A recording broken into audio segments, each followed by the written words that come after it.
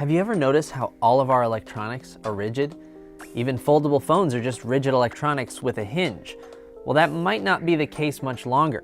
Researchers at MIT have developed a new method for making truly flexible electronic components that could change everything. Seriously, everything. Now, if you have folding cell phones, smartphones, this will take this to the next level where it will become integrated anywhere, in your eye, in your clothes, in your shoes, in your body. To understand this new technique, which researchers are calling the peel and stack method, we've got to look beneath the protective outer shells of our electronics to the chips inside. The reason computer chips are inflexible today is that they're traditionally made on a rigid underlying layer known as a substrate. The functional part of the computer chip, the part that does the actual computing that makes our electronics work, is just a few hundred nanometers at the surface. There just hasn't been a good way to separate the rigid substrate layer from the thin active layer on top, until now. A simple analogy would be you fry an egg on a frying pan, but then they're trying to sell the egg and the frying pan together with you. So the cost becomes really expensive, right? Here, we basically created the oil between the egg and the frying pan, which is graphene for us. If graphene sounds familiar to you, it's probably because it's been widely touted as a wonder material for the past several years. One layer of graphene is a single layer of carbon atoms bonded together, and it also happens to be one of the world's strongest materials, which makes it perfect for the peel and stack method.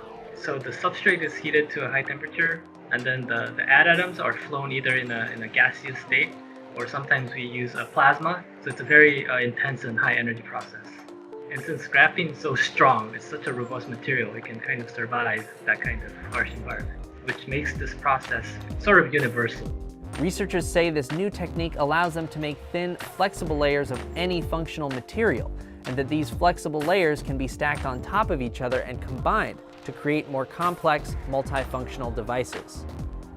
In the short term, an easy application would be integrating these devices into, for example, your contact lenses.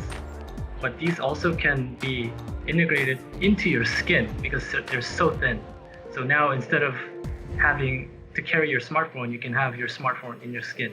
This feels like the beginning of what could potentially be a whole new category of electronic devices that go beyond wearables.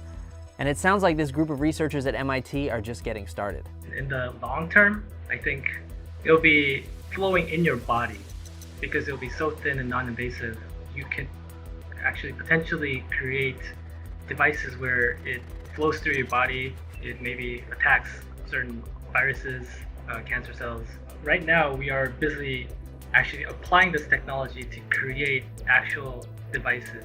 One of my colleagues is creating a skin patch where it monitors your health. One of my colleagues is also working on a deep brain stimulation where he's probing the activity of your brain while simultaneously kind of controlling the activity of the brain. And this is only possible because you can now kind of stack them together and integrate these various devices into one stack. What kind of flexible electronics would you like to see in the future? Let us know your thoughts, dreams, and sci-fi nightmares down below. To see how scientists are making graphene from trash, click here. And for more What the Futures,